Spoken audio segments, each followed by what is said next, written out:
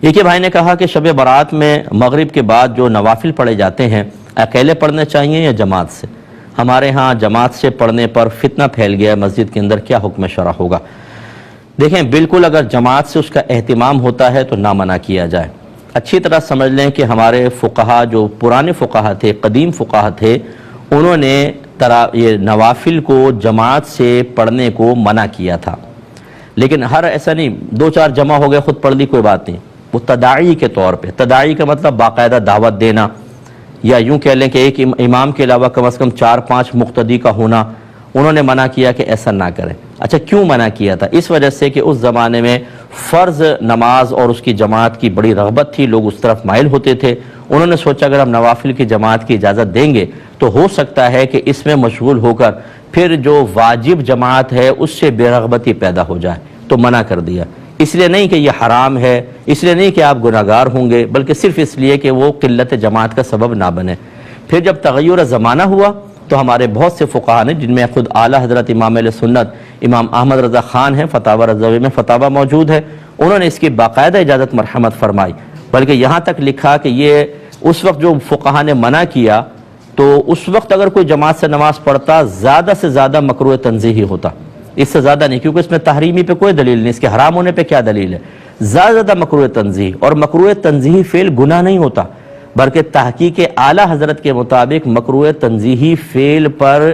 اگر کوئی استقامت حاصل کر لے، اس کو عادتاً اپنا لے، تب بھی گناہ نہیں ہے۔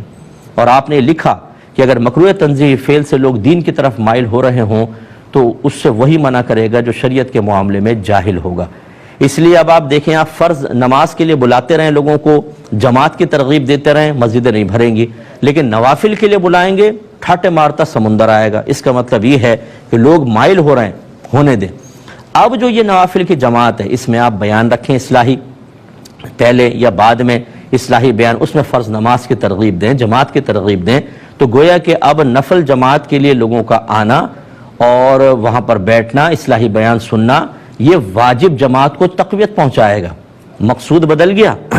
اور میں نظیر کے طور پہ آپ کو بیان کر دیتا ہوں، آپ یہ دلیل پیش کر دیجئے گا۔ انہی فقہا نے، علماء متقدمین نے، جنازے کے ساتھ بلند آواز سے ذکر کو مکروہ قرار دیا تھا، جیسے نوافل مکروہ، اسے بھی مکروہ قرار دیا، اور اس کی وجہ یہ بیان فرمائی تھی کہ سب لوگ جو تھے اس زمانے میں وہ مردے سے عبرت حاصل کر رہے ہوتے تھے، اپنی موت کو یاد کر رہے ہوتے تھے۔ اسی لیے امام غزالی رحمۃ اللہ علیہ نے لکھا کہ پہلے زمانے میں اگر کوئی کسی کے پاس تعزیت کرنے جاتا تو اسے یہ نہ پتہ چلتا کہ رشتہ دار کون ہے، قریبی رشتہ دار، اور اجنبی کون ہے، سبھی رو رہے ہوتے تھے، صدمے میں، افسوس، اپنی موت کی طرف متوجہ۔ اس زمانے میں پھر فقہا نے فرمایا کہ بلند آواز سے ذکر اس سے غور و تفکر کی راہ میں رکاوٹ بنے گا، لہٰذا مکروہ ہے۔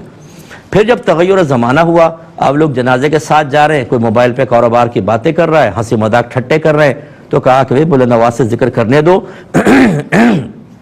کہ اب یہ جو ذکر ہے موجودہ زمانے کا، یہ غفلت پیدا نہیں کرے گا، غور و تفکر سے روکے گا نہیں، بلکہ غفلت کو ختم کرے گا۔ مقصود بدل گیا۔ آج دیکھیں جو یہ نوافل کی جماعت منع کر رہے ہوتے ہیں نا، یہ جنازے کے ساتھ جاتے ہیں بلند آواز سے کلمہ شہادت اشہد لا الہ، بلند آواز سے کلمہ پڑھ رہے ہوتے ہیں۔ ان سے کوئی وہیں روک لیجیے اور کہیں کہ نوافل کی جماعت تو مکروہ ہے، ابھی تک آپ شدت سے منع کر رہے ہیں، کلمہ بھی تو مکروہ لکھا تھا فقہا نے، وہ کیوں کر رہے ہیں آپ یہ بتائیں۔ تو یہ جو منع کرتے ہیں نا، اکثر ان کو لاجک بھی پتہ نہیں ہوتی، اور جن کو پتہ ہے، مجھے حیرت ہے کہ خود اعلیٰ حضرت کو آپ فالو نہیں کرتے ہیں، حالانکہ اپنے آپ کو کہتے ہیں ہم رضوی ہیں، تو کیوں نہیں فالو کرتے آپ؟ آئیے اس کے اوپر پھر مطلب